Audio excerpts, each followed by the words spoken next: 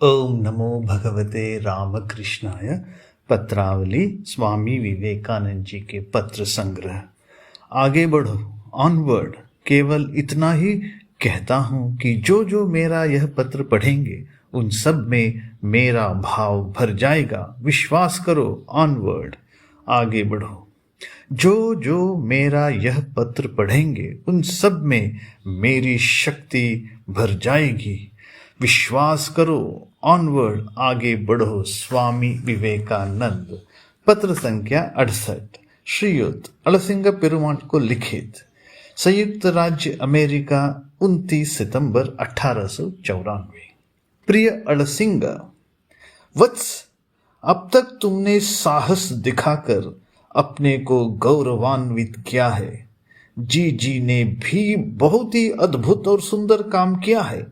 ए मेरे साहसी निस्वार्थ बच्चों, तुम सभी ने बड़े सुंदर काम किए।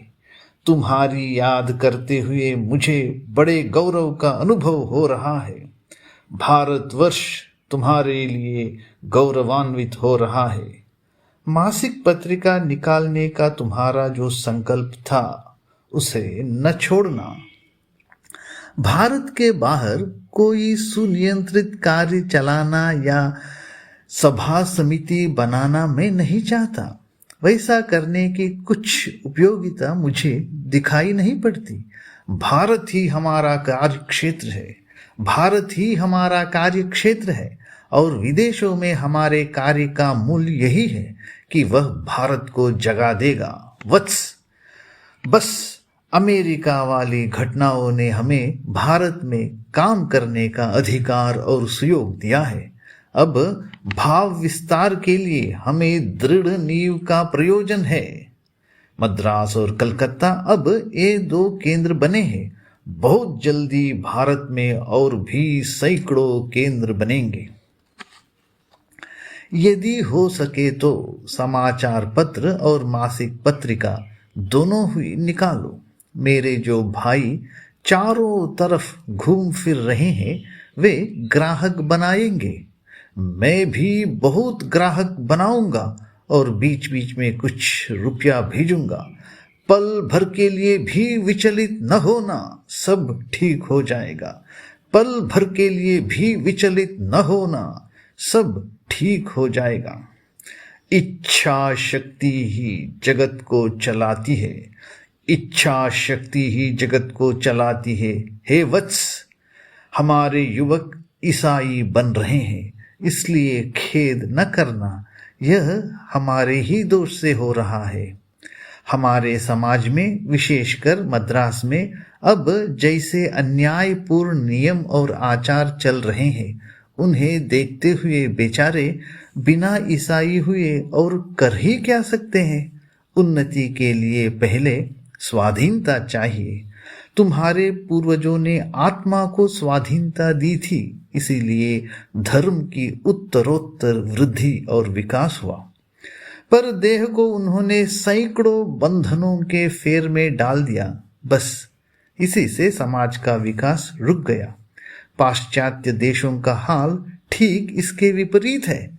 समाज में बहुत स्वाधीनता है, धर्म में कुछ नहीं। इसके फलस्वरूप वहां धर्म बड़ा ही अधूरा रह गया, परंतु समाज ने भारी उन्नति कर ली है। अब प्राच्य समाज के पैरों से जंजीरें धीरे धीरे खुल रही हैं। उधर पाश्चात्य धर्म के लिए भी वैसा ही हो रहा है। तुम्हें धीरज धरना होगा और सहिष्णुता के साथ काम करते रहना होगा। तुम्हें धीरज धरना होगा और सहिष्णुता के साथ काम करते रहना होगा। प्राच्य और पाश्चात्य के आदर्श अलग अलग हैं। भारतवर्ष धर्म प्रवण या अंतर्मुख है, पाश्चात्य बहिर्मुख। पाश्चात्य देश तनिक भी धार्मिक उन्नति, सामाजिक उन्नति ही के द्वारा करना चाहते हैं, परंतु प्राच्य देश थोड़ी सी सामाजिक शक्ति का लाभ भी धर्म ही के द्वारा करना चाहते हैं। इसीलिए हमारे आधुनिक सुधारकों को पहले भारत के धर्म का नाश किए बिना सुधार का और कोई दूसरा उपाय ही नहीं सूझता। उन्होंने इस दिशा में प्रयत्न भी किया है, पर उन्हें सफलता नहीं मिली। इसका क्या कारण है? कारण यह कि उनमें से बहुत ही कम लोगों ने अपने धर्म का अच्छी तरह अध्ययन और आलोचना की है, और उनमें से एक ने भी उस साधना का अवलंबन नहीं किया जो सब धर्मों के जनक को समझने के लिए आवश्यक होती है। ईश्वर की कृपा से मैं यह समस्या हल कर चुकने का दावा करता हूं।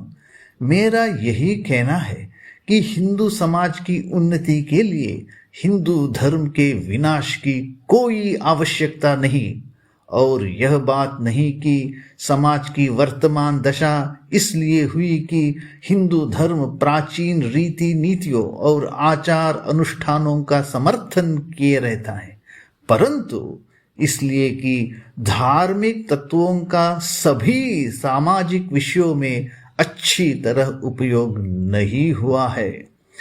मैं यह बात अपने प्राचीन शास्त्रों से सविस्तार प्रमाणित करने को तैयार हूं। मैं यही शिक्षा दे रहा हूं, और हमें यह कार्य रूप में परिणत करने के लिए जीवन भर चेष्टा करनी होगी। पर इसमें समय लगेगा, बहुत समय और बड़ी देर तक आलोचना की इसमें आवश्यकता है। धीरज धरो और काम करते चले जाओ, धीरज धरो और काम करते चले जाओ। उद्धरेद आत्मनात्मानम, अपने ही द्वारा अपना उद्धार करना पड़ेगा। उद्धरेद आत्मनात्मानम, अपने ही द्वारा अपना उद्धार करना पड़ेगा। तुम्हारा विवेकानंद। पुनश्च वर्तमान हिंदू समाज केवल उन्नत आध्यात्मिक भाव संपन्न जनों के लिए ही गठित है। बाकी सभी को वह निर्दय रूप से पीस डालता है। पर जो लोग सांसारिक असार वस्तुओं, रूप, रस आदि का थोड़ा बहुत संभोग करना चाहते हैं, वे जाएंगे कहाँ? जैसे तुम्हारा धर्म उत्तम, मध्यम और अधम सभी प्रकार के अधिकारियों को ले लेता है, वैसे ही तुम्हारे समाज को भी उच्च नीच भाव वाले सभी को ले लेना चाहिए। इसका उपाय यह है कि पहले तुम्हें अपने धर्म का यथार्थ तत्व समझना होगा, और फिर उसे सामाजिक विषयों में लगाना पड़ेगा। यह बहुत ही धीरे धीरे होता रहेगा, पर इससे काम पक्का होगा। इति विवेकानंद। ओम शांति शांति शांति। हरि ओम तत्सत। श्री राम कृष्णार्पणमस्तु।